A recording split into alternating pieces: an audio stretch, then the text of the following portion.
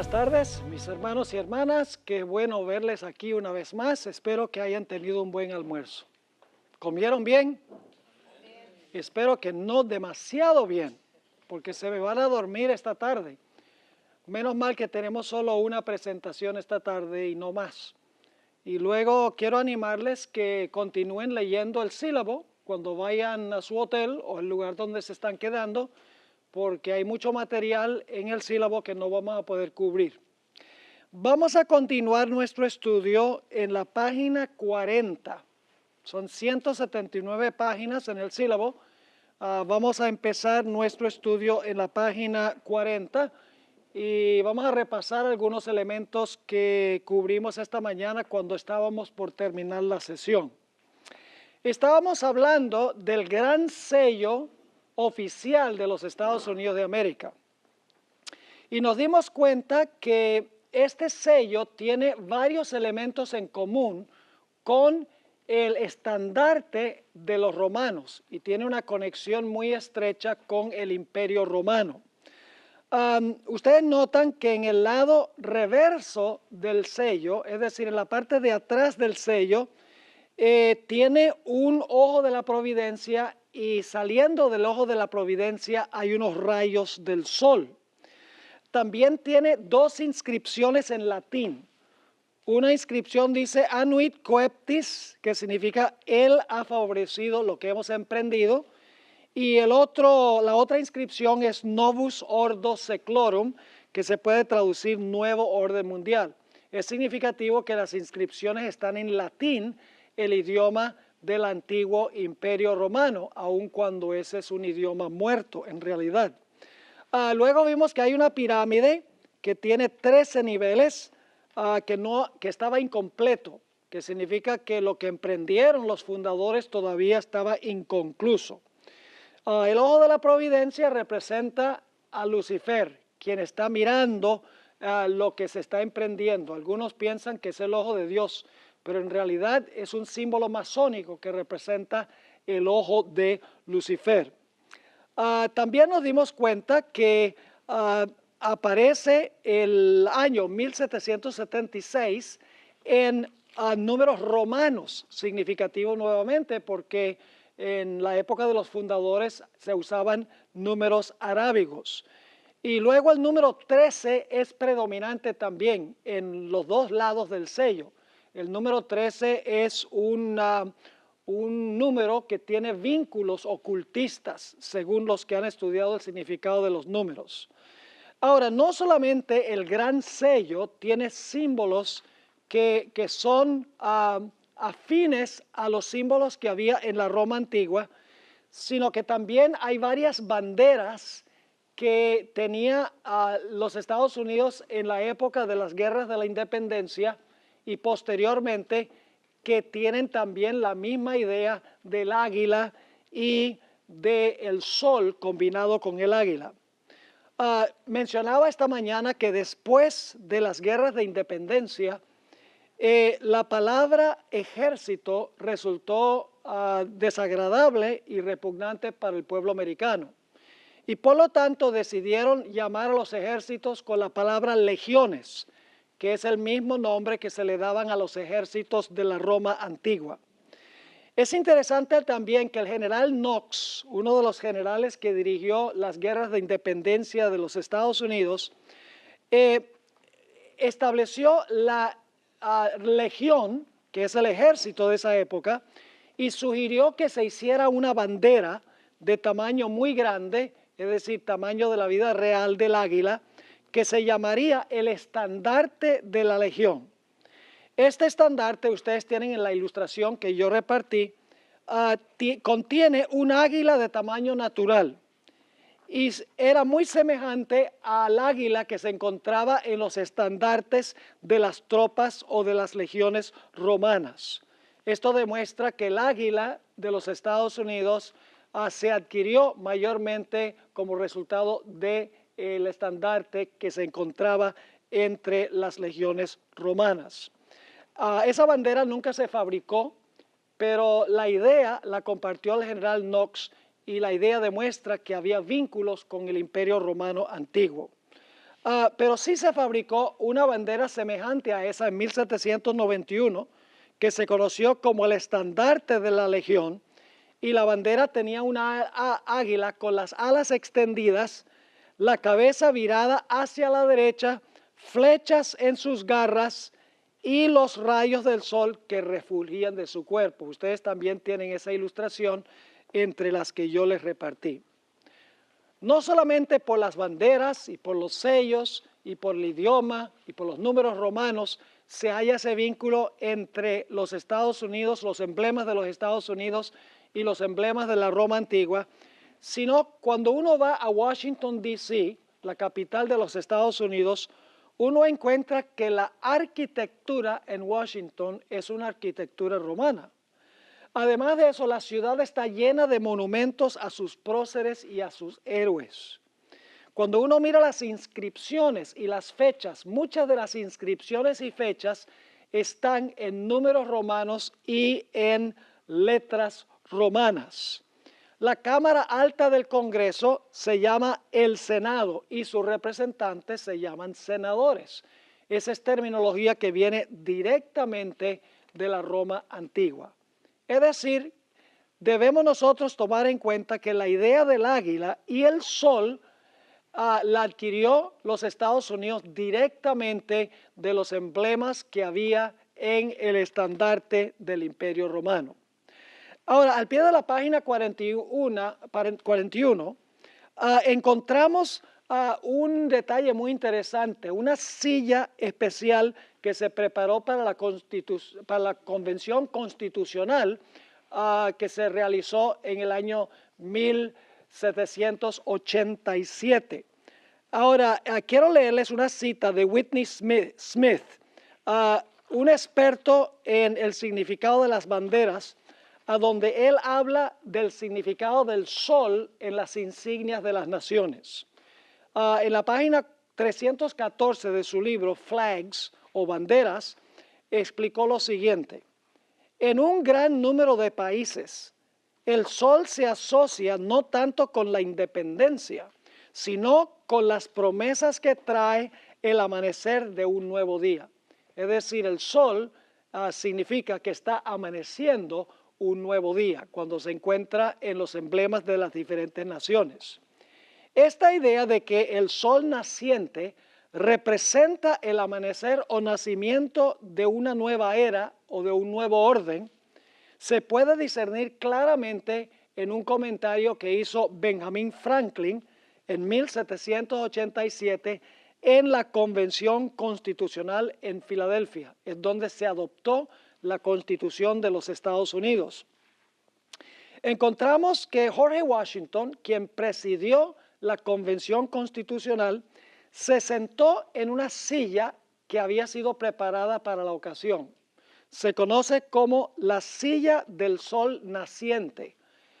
Esa silla todavía está allá en Filadelfia. Ustedes pueden visitar el lugar donde se ratificó la Constitución de los Estados Unidos y ahí van a ver la silla con este emblema que voy a mencionar a continuación. En el espaldar de la silla se encuentra esculpido un hermoso sol, y ese sol ya es amarillo, pero ha perdido un poquito su lustre. Me imagino que era más brillante antes, pero todavía se ve un poquito amarillo ese sol. Cuando terminó la Convención Constitucional, Benjamin Franklin hizo un comentario muy significativo en cuanto a ese sol. Voy a leer lo que él dijo. A menudo he mirado ese sol detrás del presidente, que era Washington, sin poder determinar si el sol era naciente o poniente. Porque cuando uno lo mira, uno no sabe si el sol se está poniendo o si el sol se está levantando. Pero note lo que dice la última parte de su declaración. Pero ahora finalmente tengo la dicha de saber que es un sol naciente, que en la Convención Constitucional sencillamente significaba que los Estados Unidos estaba levantándose al poder, estaba amaneciendo en esta nación un nuevo día, como decía Whitney Smith en su libro. Ahora, Elena G. White afirma claramente que al final de la historia se dirá en los Estados Unidos que la imposición de una ley dominical, una ley del día del sol, traerá un nuevo día de paz y de prosperidad a la nación.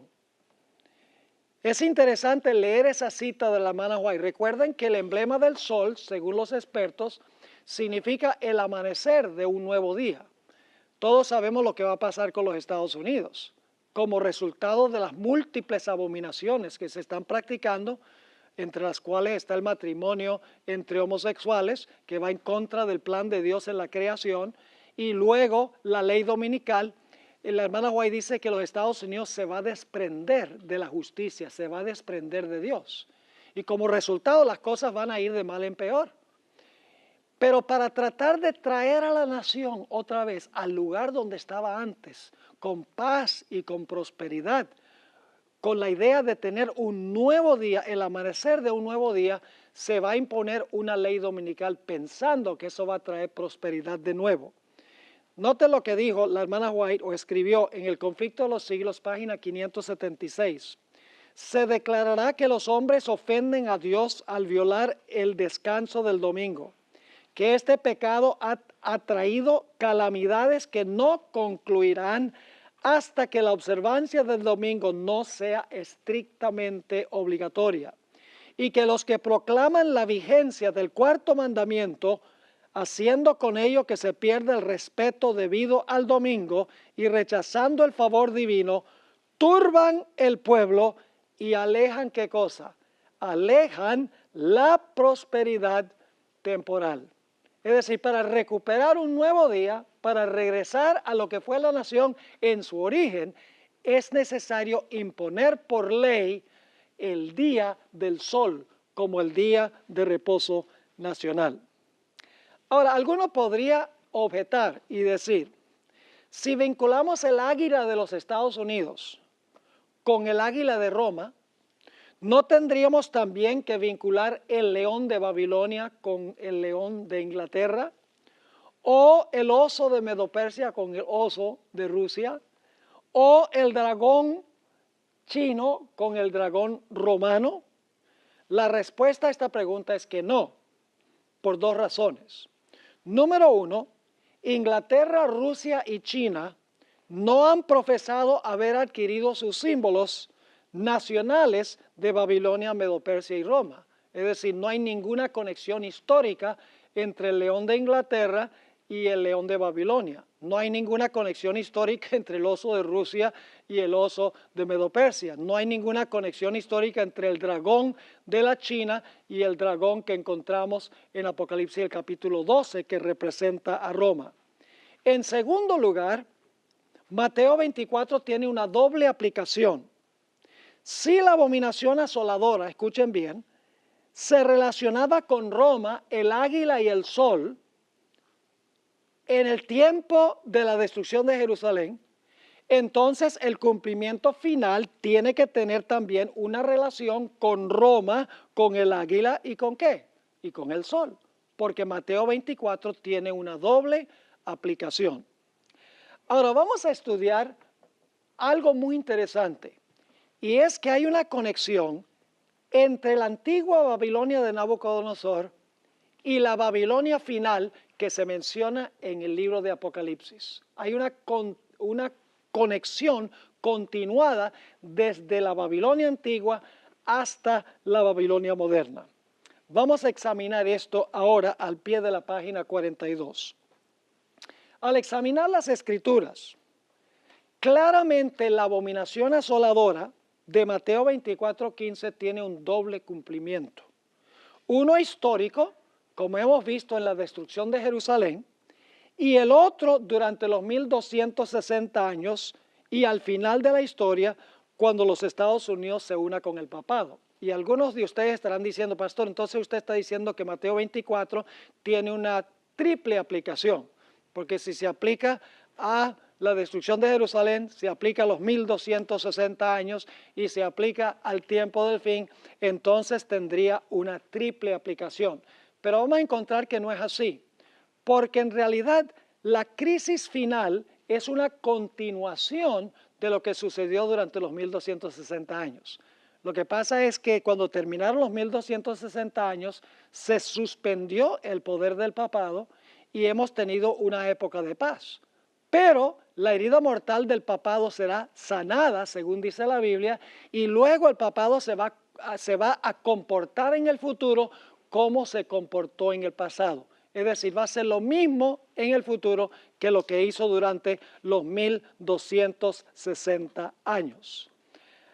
Ahora, vamos a continuar aquí. Un examen cuidadoso de Daniel 11:31, Daniel 12:11 y Apocalipsis 11:1 y 2 confirma sin lugar a dudas que la expresión abominación asoladora se refiere a la nefasta obra de Roma papal durante los 1260 años. No tenemos tiempo de estudiar esas profecías, pero esas profecías mencionan los 1260 años. Es decir, el papado durante ese tiempo colocó la abominación asoladora. Pero quiero que noten el siguiente párrafo que es muy importante. Esta nefasta obra continuará al final de la historia cuando el papado resucite de su herida mortal. Ahora viene un párrafo muy importante, voy a tomar tiempo para explicarlo porque es de vital importancia. En Apocalipsis 17, 4 y 5 se menciona la ramera papal como llena de ¿qué? Llena de abominaciones. Y luego en Apocalipsis 17, 16, en el mismo capítulo, se describe el momento en que los reyes de la tierra dejarán a la ramera asolada. ¿Ven las dos palabras claves? Las dos palabras claves que ya estudiamos. Se encuentra en primer lugar, la ramera practica abominaciones y luego dice que va a llegar el momento en que los reyes de la tierra la van a dejar ¿qué? La van a dejar asolada. Abominación del asolamiento que hemos visto en la profecía de Mateo, el capítulo 24. La palabra griega abominaciones, que se usa en Apocalipsis 17, 4 y 5, se halla también en Mateo 24, 15 y Marcos 13, 14. Es la mismita palabra, abominaciones. Ahora, quiero que noten también que la palabra asolada, que la ramera quedará asolada, es la misma palabra que se usa en Mateo 24, 15 y Marcos 13, 14, a donde habla del asolamiento. Es decir, que el cumplimiento final de lo que encontramos en Marcos 13 y Mateo 24 es cuando la ramera practique sus abominaciones y finalmente será asolada. La abominación del asolamiento, por así decirlo. Ahora, es un hecho histórico muy bien documentado que la Roma papal recibió su poder, su trono y gran autoridad de Roma pagana por intermedio de la iglesia de Pérgamo. Es decir, el puente entre Roma pagana y Roma papal es Pérgamo. La iglesia de Pérgamo es la iglesia de Constantino. Ustedes saben que Constantino fue el que hizo la transición del imperio romano pagano y Constantino introdujo muchas de las ideas del paganismo al papado. Es el puente, en otras palabras, entre Roma pagana y Roma papal. Y que además Roma papal recibió su día de reposo ¿de quién? De parte de Roma pagana en los días de Constantino. Hasta el día de hoy, el papado católico romano toma como su insignia o señal de autoridad el venerable Día del Sol. Y les leo una cita de C.F. Thomas, el canciller de un cardenal de la Iglesia Católica, el cardenal Jaime Gibbons, donde él dice, en cuanto al cambio del sábado, desde luego que la Iglesia Católica declara que el cambio fue acto suyo. Y el acto, es decir, el acto de cambiar el día, es una marca de su poder eclesiástico y de su autoridad en asuntos religiosos. Así que, ¿cuál es la marca o señal de autoridad que tiene el papado? El domingo. ¿De dónde adquirió el Día del Sol el papado? Lo adquirió de Roma pagana. Ahora, vamos a nuestra siguiente sección. continúa la cadena, el vínculo entre el papado y el protestantismo apóstata. El protestantismo apóstata, que son las hijas de la ramera o la imagen de la ramera, heredó del papado esta apostasía del día del sol. Es decir, el protestantismo en el siglo XVI no fue capaz de despojarse del domingo como día de reposo, porque dijeron, está demasiado arraigado, no vamos a poder cambiar la mentalidad de la gente para que todo el mundo guarde el sábado. Es imposible porque el domingo está demasiado arraigado. Así que los protestantes recibieron el domingo de parte del papado, de parte de la autoridad de la madre ramera. Pero la profecía nos indica que el protestantismo apóstata no solo acepta la autoridad de la madre ramera al guardar el domingo, sino que también impondrá bajo el peso de la ley y al mundo entero esta marca de la autoridad de la madre, que se conoce como la marca de la bestia. Por medio de la ayuda de los Estados Unidos de América, la nación que tiene el águila y el sol en su estandarte, por así decirlo, el papado establecerá la abominación asoladora en el terreno sagrado de la iglesia, a donde no debería estar, y rodeará, por así decirlo, a todo el mundo, como sucedió en la época de la Jerusalén literal. Entonces los Estados Unidos, por medio de su sello oficial del águila sol o el gran sello que certifica todos los actos oficiales del gobierno federal, decretará la observancia del Día del Sol bajo la amenaza de penalidades civiles.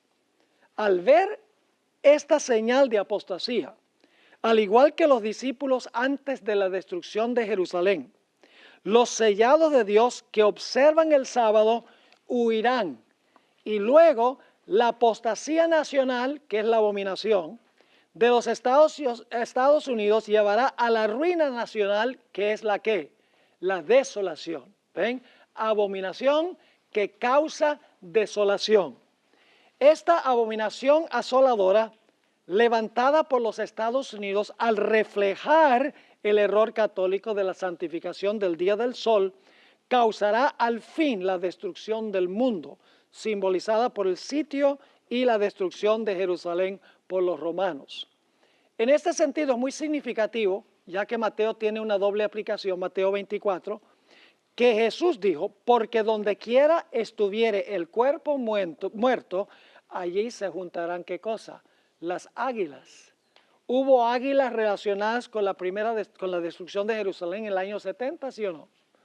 ¿Cómo no? ¿Hubo águilas en relación con la destrucción de Jerusalén en los días de Nabucodonosor? Sí. ¿Estará de alguna manera involucrada el águila en la apostasía final, la abominación asoladora al final? Sí, a través del águila de la nación que iba a imponer el día del sol como día de reposo. Es la nación representada por el águila que causará la destrucción final del mundo. Lo que parecerá ser la esperanza y salvación del mundo resultará ser la causa de su destrucción. Elena White vio esta conexión entre los ejércitos romanos y lo que sucederá con los Estados Unidos, porque alguno pensará, bueno, está muy interesante el paralelo, pero sí habrá alguna relación entre el sol en el estandarte de los romanos, donde le rindieron adoración, y el día del sol al final de la historia. ¿Será que hay alguna relación entre esos dos y el águila de Roma y el águila de los Estados Unidos? La hermana White lo captó. Vamos a ver dos citas de la hermana White. Dice en Testimonios para la Iglesia, tomo 5, página 426 y 427. Sí, fíjense la comparación que hace la hermana White. Por el decreto que imponga la institución del papado en violación a la ley de Dios, nuestra nación se desvinculará completamente de la justicia. ¿Qué es lo que va a causar que los Estados Unidos se desvincule completamente de la justicia? La imposición del día del papado. ¿Se están dando cuenta aquí? Es decir, esto viene de Roma pagana a Pérgamo, los días de Constantino, se pasa a la cuarta iglesia, que es la iglesia de Tiatira, la iglesia papal. La iglesia papal se lo traspasa a quienes, a los protestantes en el siglo XVI, y eso se transporta, vamos a ver, a través de los puritanos a los Estados Unidos de América, y se conserva hasta el tiempo cuando se aprueba la Constitución de los Estados Unidos. Sigue diciendo la sierva del Señor, cuando el protestantismo extienda la mano a través del abismo para asir la mano del poder romano, cuando se incline por encima del abismo para darse la mano con el espiritismo, cuando bajo la influencia de esta triple unión nuestro país repudie todo principio de su constitución como gobierno protestante y republicano y haga provisión para la propagación de las mentiras y seducciones papales, entonces sabremos que ha llegado el tiempo en que se verá la asombrosa obra de Satanás y que el fin está cerca. Y luego noten el siguiente párrafo. Como el acercamiento de los ejércitos romanos, fíjese a dónde va la hermana White para explicar esto que va a pasar en el tiempo del fin. ¿A dónde regresa? A Roma, a la destrucción de Jerusalén. Como el acercamiento de los ejércitos romanos fue para los discípulos una señal de la inminente ¿qué? Destrucción de Jerusalén, que es la desolación. Esta apostasía, la apostasía tiene que ver con la observancia del día del sol. Esta apostasía, dice ella, podrá ser para nosotros una ¿qué? ¿Recuerdan cuál fue la señal cuando Jerusalén iba a ser destruida? Los estandartes romanos con un águila y un ¿qué? Y un sol. Interesante. La hermana White dice aquí que lo que va a ser la señal es nuevamente el día del sol. Sigue diciendo, esta apostasía podrá ser para nosotros una señal de que se llegó al límite de la tolerancia de Dios, de que nuestra nación colmó la medida de su iniquidad y de que el ángel de la misericordia está por emprender el vuelo para nunca volver. Y luego quiero que noten el siguiente paso que menciona la hermana White. ¿Han notado ustedes en Mateo el capítulo 24 que inmediatamente después de la abominación asoladora dice, luego viene el tiempo de angustia cual nunca se ha visto?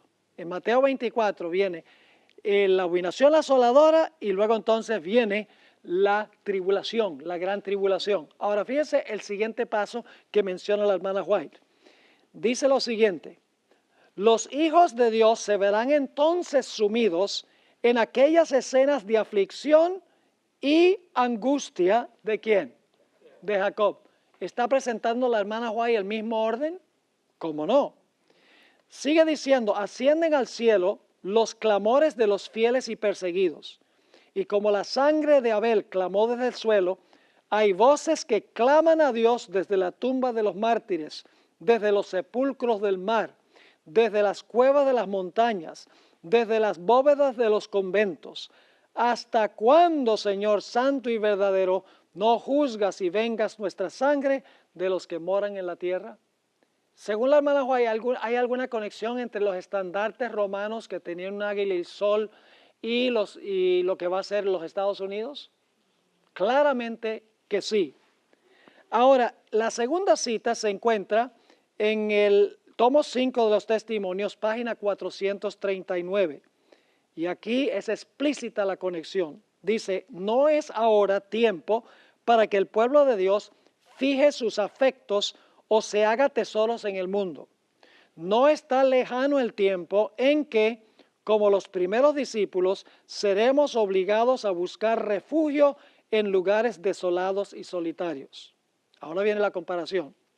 Así como el sitio de Jerusalén por los ejércitos romanos fue la señal para que huyesen los cristianos de Judea, así la asunción de poder por parte de nuestra nación con el decreto que imponga el día de descanso papal será para nosotros una amonestación.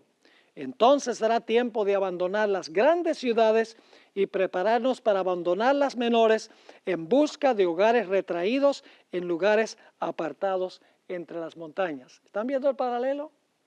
La hermana White claramente vio una relación estrecha entre los estandartes romanos que tenían un águila y un sol y adoraron al sol, y los Estados Unidos cuyo emblema es el águila, y la imposición del domingo como el día del sol. Notemos otras 3 citas de la hermana White sobre este tiempo. Eventos de los últimos días, páginas 136 y 137. El pueblo de los Estados Unidos ha sido un pueblo favorecido. Yo creo que eso es verdad, porque todo el mundo quiere venir para acá. Bueno, no todo el mundo, pero mucha gente quiere venirse para acá. Ahora escuchen, pero cuando restrinjan la libertad religiosa, renuncien al protestantismo y apoyen al papado, la medida de su culpa se habrá completado y en los libros del cielo se registrará apostasía nacional. Esa es la abominación. Y luego, si ustedes siguen leyendo esa cita, dice que la apostasía nacional será seguida por la ruina nacional. Esa es la asolación. En el comentario bíblico adventista, tomo 7, página 988, encontramos una idea similar. La hermana White repite esto muchas veces en sus escritos. Dice, cuando nuestra nación promulgue leyes en sus concilios legislativos para comprometer la conciencia de los hombres en cuanto a sus privilegios religiosos, imponiendo la observancia del domingo y usando un poder opresivo contra los que guardan el día de reposo del séptimo día, la ley de Dios será sin duda invalidada en nuestro país. Y la apostasía nacional, ¿qué es lo que lleva a la apostasía nacional? ¿La imposición de qué? Del día del sol. Dice la apostasía nacional, a la apostasía nacional seguirá ¿qué cosa? La ruina de la nación. La abominación que lleva al asolamiento. Es decir, la abominación asoladora al final de la historia es la ley dominical. Noten esta cita muy poderosa de la revista Signs of the Times, junio 12, 1893. Cuando la tierra que el Señor levantó para darle refugio a su pueblo, para que pudieran adorarle conforme a los dictados de sus propias conciencias, la tierra sobre la cual Dios ha colocado por largos años el escudo de la omnipotencia, la tierra que Dios ha favorecido haciéndola depositaria de la religión pura de Cristo. Cuando dicha tierra, por medio de sus legisladores, este es el acto nacional, es una ley dominical nacional, por medio de sus legisladores, repudie los principios del protestantismo y apoye la apostasía romana que procuró alterar la ley de Dios. ¿Hay alguna conexión entre los Estados Unidos y Roma papal en lo que respecta al día de reposo? Claro que sí. Entonces se revelará la obra final del hombre de pecado. Los protestantes le brindarán toda su influencia y apoyo al papado por un acto nacional. ¿Qué es un acto nacional? Es una ley del Congreso de los Estados Unidos. Dice, por un acto nacional impondrán la observancia del falso sábado y le darán vida y vigor. ¿Por qué habría que darle al papado vida y vigor? Porque el papado tiene una ¿qué? Tiene una herida mortal. Así que dice, por un acto nacional impondrán la observancia del falso sábado y le darán vida y vigor a la fe corrupta de Roma y así revivirán. Noten otra vez la idea del sanamiento de la herida. Revivirán su tiranía y su opresión de la conciencia. Entonces será tiempo para que Dios obre con gran poder para vindicar su verdad. Así que vamos a repasar la cadena de cómo el día del sol va desde la Babilonia antigua hasta los Estados Unidos, las hijas de la ramera en el tiempo del fin. Aquí tenemos un resumen de esto. En Babilonia había un grupo de personas que se conocían como los magos, eran los líderes religiosos de Babilonia. Cuando el rey Darío conquistó la ciudad de Babilonia, sabemos que la historia nos dice que estos magos de Babilonia fueron expulsados de Babilonia y fueron a parar a Pérgamo, en Asia Menor. Luego sabemos que en el año 520, Darío I, que no es el mismo Darío que conquistó la ciudad de Jerusalén, nuevamente tomó a estos individuos, el remanente de los magos que adoraban al dios Sol, y los expulsó y fueron otra vez a parar a Pérgamo. Y en el año 483 lo mismo sucedió con el rey Jerjes. Nuevamente habían algunos de estos magos que tenían la religión babilonia y fueron expulsados a Pérgamo, llevando allí sus ideas religiosas politeístas. Yo no sé si ustedes están al tanto, pero Ciro y Darío no eran politeístas. Ellos eran monoteístas. Ellos creían en un Dios verdadero, mientras que estos sacerdotes, estos magos, eran politeístas, adoraban al dios Sol Marduk y por lo tanto fueron expulsados en varias etapas a lo que fue la Babilonia antigua, la Babilonia del rey Nabucodonosor, que había establecido Nabucodonosor. Y luego fueron a parar a Asia Menor, a Pérgamo. Ahora, como ya hemos visto, en una campaña militar en Asia Menor, en el año 63, el general Pompeyo adoptó al dios Mitra como el dios de las legiones romanas. Y lo interesante es que el dios Mitra era un dios que se encontraba en Pérgamo, en Asia Menor. En realidad era el dios que en el cual creían los sacerdotes, estos paganos que fueron expulsados de la Babilonia antigua. Es decir, que a través de Pérgamo, en el Antiguo Testamento, la apostasía de la antigua Babilonia de adorar al dios Sol fue transferido a la Babilonia de Roma, por así decirlo. Luego, en la primera parte del siglo II, los padres eclesiásticos comenzaron a celebrar el domingo en honor a la resurrección de Jesús, sin ningún apoyo bíblico.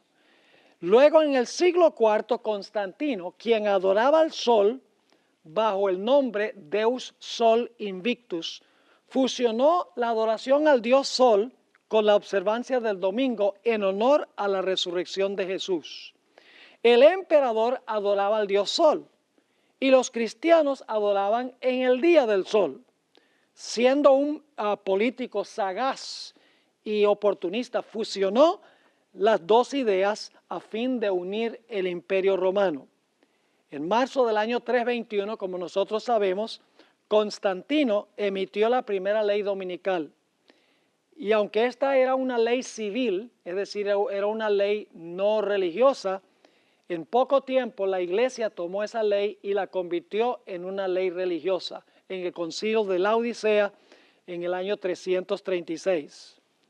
La Roma papal luego entonces tomó la observancia del día del sol en la época de Constantino, lo tomó como su día de reposo. La Roma papal nos dice que la observancia del domingo como día de reposo es acto suyo. Ahora, una cosa interesante, si ustedes visitan el Museo del Vaticano, por ejemplo, una cosa que les va a impactar es ver la cantidad de soles que hay allí en ese Museo del Vaticano. Hay soles en todas partes. Hay soles en los templos, en las catedrales, en las obras de arte, en las imágenes, en los cálices, soles y soles y soles por todas partes. Eso viene directamente del paganismo de Roma imperial. Ahora, ¿qué sucedió? El papado implementó el falso día de reposo. Daniel 7:25 dice que pensó que podía cambiar la ley de Dios. En el siglo XVI nacieron de la Roma papal las sectas protestantes y no pudieron despojarse completamente de todas las herejías de Roma papal. Por ejemplo, siguieron creyendo que el alma del hombre es inmortal, siguieron creyendo que el domingo es el día de reposo. Es decir, que Roma papal le entregó al protestantismo ese legado del día apóstata, el día domingo como el día de reposo. Así es que a través de los protestantes que vinieron de Europa, los puritanos que vinieron acá, ustedes saben que se celebra Thanksgiving para recordar el tiempo cuando vinieron los puritanos, ellos eran firmes observadores del domingo. De esa manera la observancia del domingo se transfirió del protestantismo en Europa al protestantismo en los Estados Unidos. Y en la época colonial había leyes dominicales estrictas. En 3 de las 13 colonias, si una persona no iba a la iglesia el domingo, se le multaba o se le encarcelaba, se le confiscaban sus bienes, y por lo menos en 3 de las colonias había un decreto de muerte contra los que no asistieran a la iglesia los domingos. Había leyes dominicales estrictas en la América colonial del año 1620 hasta el tiempo que se ratificó la Constitución de los Estados Unidos. Es decir, se había transportado el domingo como día de reposo de Europa a la América colonial y se estaba implementando estrictamente. Así es que la observancia del domingo se transmitió de la antigua Babilonia a Pérgamo, a Roma pagana, a través de Roma pagana a la iglesia de Pérgamo, la iglesia de Constantino, y luego de allí se transfirió a la iglesia católica romana. De allí se transfirió a las sectas protestantes que nacieron del papado, y entonces cuando los puritanos vinieron a los Estados Unidos trajeron ese día de reposo a América. Es decir, en una cadena continuada se transfirió el domingo como día de reposo desde la Babilonia antigua hasta los Estados Unidos de América, a donde nosotros vivimos hoy. Y por eso es más que interesante que a Roma se le denomina Babilonia. Pedro se refirió a Roma como Babilonia, porque Roma heredó la religión de Babilonia.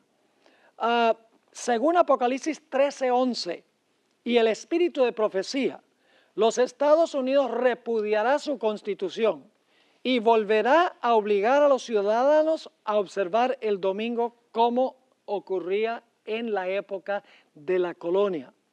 Algunos afirmarán que esto no es posible, pero hay señales que indican que así será. En la próxima lección ustedes pueden leer la evidencia. Los Estados Unidos, según la profecía, recibirá el apoyo del papado e impondrá el domingo por ley.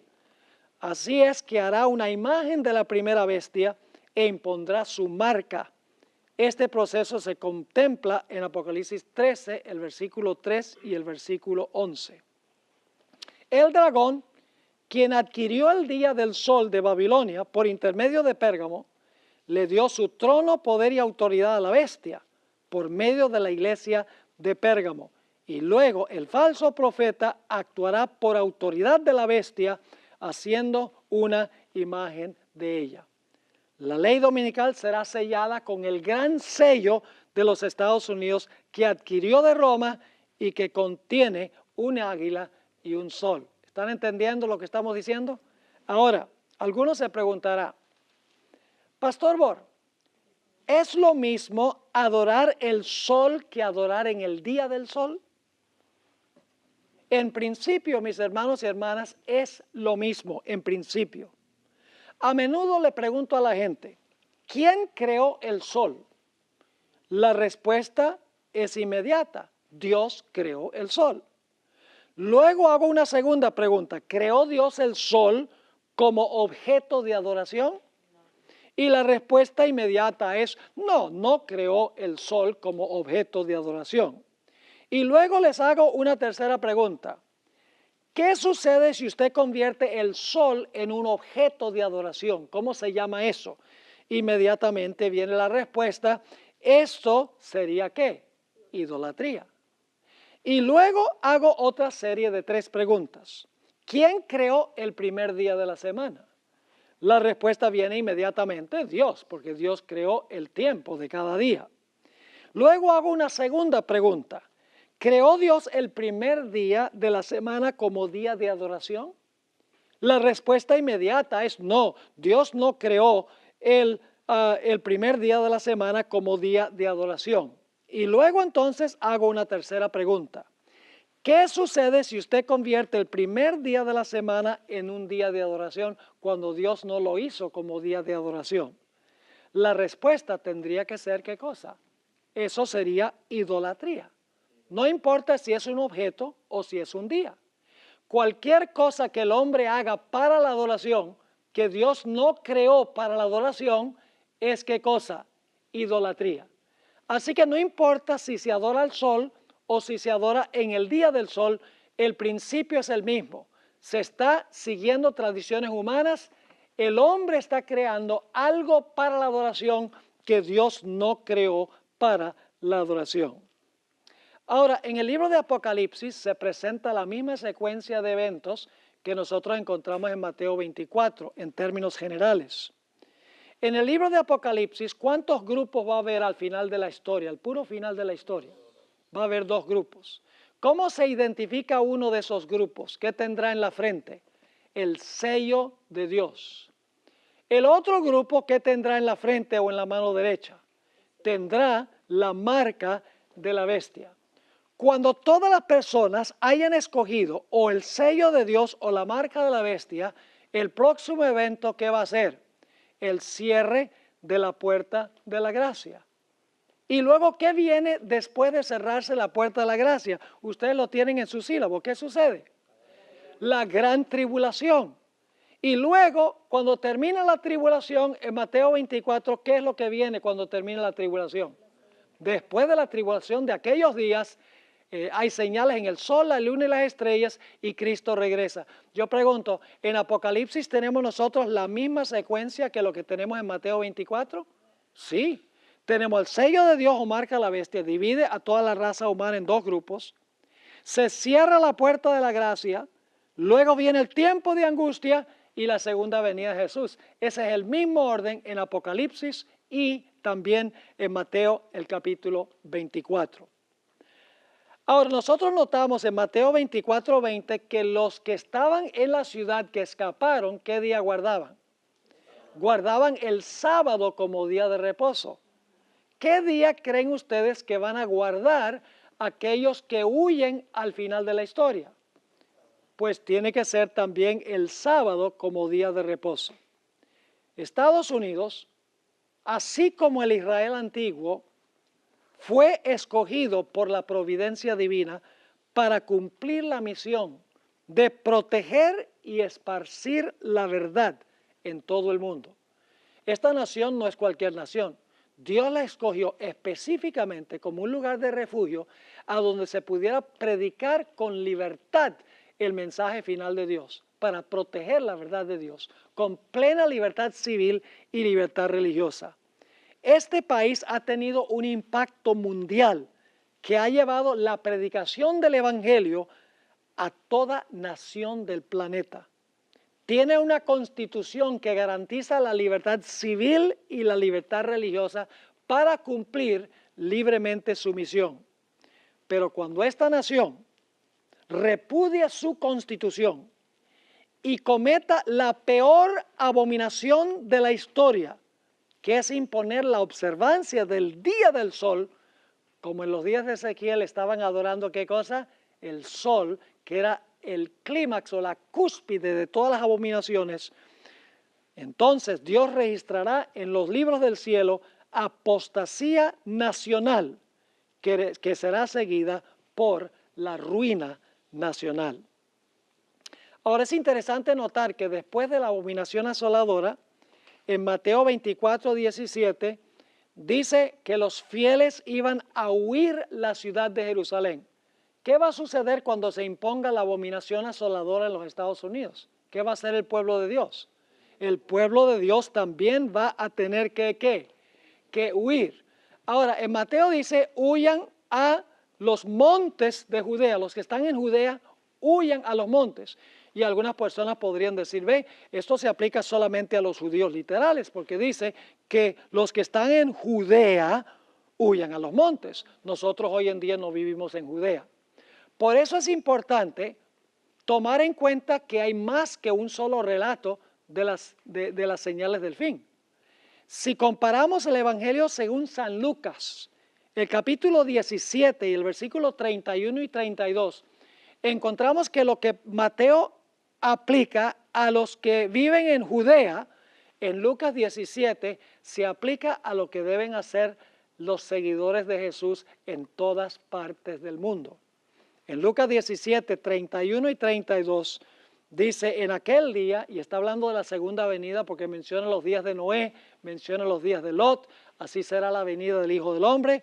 Dice, en aquel día, el que esté en la azotea y sus bienes en casa, no descienda a tomarlos. Y el que en el campo, asimismo, no vuelva atrás. ¿Encontramos eso en Mateo? Está en Mateo, pero ahí dice en Judea. Aquí está hablando de qué cosa, del mundo. Es decir, Mateo 24 tiene una doble aplicación. Y luego en el versículo 32 dice, acordaos de qué, de la mujer de Lot. ¿Cuál fue el problema con la mujer de Lot? El problema con la mujer de Lot es que ella salió de Sodoma, pero Sodoma no había salido de ella. Y se convirtió en una columna de sal, según la Biblia. Ahora, quiero leerles una última cita en esta lección sobre lo que va a pasar cuando el pueblo de Dios huya. Hermanos y hermanas, nosotros no nos imaginamos cómo va a ser el tiempo de angustia. Nosotros podemos pensar que va a ser lo peor, pero va a ser aún peor de lo que nosotros nos podemos imaginar. Leímos en cuanto a lo que sucedió con Jerusalén, vino la abominación asoladora, el pueblo de Dios vio la señal, huyeron, y luego entonces los romanos volvieron y circularon la ciudad y ya no había escape, se había realizado la separación. Y entonces nos dimos cuenta que en la ciudad había hambre, había pestilencia y había alborotos, insurrecciones, etcétera. Padres entregaban a los hijos, hijos a los padres, amigos traicionaban a amigos. Es decir, no había seguridad en ninguna parte. Las madres se comían a sus hijos, según vimos. Hermanos y hermanas, eso se va a intensificar. Eso va a ser a nivel mundial y va a ser peor. Fíjense lo que dice el Espíritu de Profecía sobre el tiempo de angustia que viene después de la abominación asoladora. Conflicto de los siglos, página 600. Cuando Él abandone el santuario, ese es el momento del cierre de la gracia, las tinieblas envolverán a los habitantes de la tierra. Durante ese tiempo terrible, los justos deben vivir sin intercesor a la vista del Dios Santo. Y ahora fíjense lo que va a pasar cuando Dios retira su espíritu, cuando Jesús deja de interceder. Nada refrena ya a los malos. Y Satanás tiene control completo sobre los impenitentes empedernidos. ¿Pueden ustedes imaginarse un planeta a donde Satanás tiene total control sobre los impenitentes? No los justos, sobre los impenitentes. Sigue diciendo la sierva del Señor, el mundo ha rechazado su misericordia, despreciado su amor y pisoteado su ley. Los impíos han dejado cumplir su tiempo de gracia. El Espíritu de Dios, al que se opusieron obstinadamente, acabó por apartarse de ellos. Desamparados ya de la gracia divina, están a merced de Satanás, el cual sumirá entonces a los habitantes de la tierra en una gran tribulación final. ¿Es eso lo que menciona Mateo después de la abominación asoladora? El pueblo de Dios huye y ahora viene la gran tribulación que nunca se ha visto jamás. Es exactamente lo que dice Mateo 24. Elena White está comentando sobre lo que va a suceder después que se hayan dividido los dos grupos. Y luego entonces sigue diciendo la sierva del Señor, como los ángeles de Dios dejen ya de contener los vientos violentos de las pasiones humanas, todos los elementos de contención se desencadenarán. Y ahora fíjense la última parte de la cita. El mundo entero, ¿cuánto? El mundo entero será envuelto en una ruina más espantosa que la que cayó antiguamente sobre Jerusalén. Y ustedes dicen, ¿cómo puede ser peor que lo que pasó con la ciudad de Jerusalén. Pero la sierva del Señor dice que será una ruina más espantosa que la que cayó sobre Jerusalén, y dice que sucederá en el mundo entero. Ahora, hay un punto con el cual quiero terminar. Algunos me acusan a mí y a otros cuando hablamos de la gran tribulación y lo terrible que va a ser, dice eso es para asustar a la gente. Mis hermanos y hermanas, esto no es para asustar a la gente, es para que nosotros nos preparemos para pasar por ese periodo. Porque va a ser el periodo más terrible en la historia del planeta Tierra. Y son los que tienen una conexión vital con Jesús a través de la oración, a través del estudio de la Biblia y el testimonio de su vida, van a poder pasar victoriosamente por ese periodo. Y permítame mencionar que en ese tiempo de angustia, Cristo no va a interceder por los pecados, pero Cristo sí va a estar aquí para proteger a sus hijos. Porque si Jesús no estuviera aquí, nadie sobreviviría. Satanás aniquilaría a todos. Lo que va a suceder es lo que pasó en los días de Job. Job perdió todo apoyo humano. No le quedó nada sino la vida. Perdió sus posesiones, perdió sus hijos, perdió el apoyo de su esposa, sus amigos se volcaron en contra de él, perdió sus criados y sus siervos, perdió todo lo que tenía. Quedó en la calle, por así decirlo, como la viuda de la parábola que contó Jesús. Y sin embargo, Job había desarrollado una experiencia fuerte con su Señor en tiempos de prosperidad. Amén. Y por lo tanto, Job dijo, aunque me matare, aún confiaré en Él. Dijo, yo sé que mi Redentor vive. Dice, cuando pase del horno, dice, saldré como oro afinado en el fuego. Job no se soltó de la mano de Dios. Estaba preparado para esa crisis. La pregunta clave es si nosotros estamos preparados para afrontar esa crisis, cual nunca se ha visto en la historia de nuestro planeta. Espero que lo que hemos estudiado sea de beneficio para nosotros. La historia se va a repetir. Lo que pasó con Jerusalén va a suceder de nuevo a nivel mundial. El estandarte romano que tenía el águila y el sol será repetido espiritualmente en los Estados Unidos, en un país que tiene como emblema el águila, que impondrá el día del sol. Y como en el pasado el pueblo de Dios fiel huyó, el pueblo de Dios huirá. Vendrá el tiempo de angustia, pero el pueblo de Dios será libertado, todos los que se hayan escritos en el libro.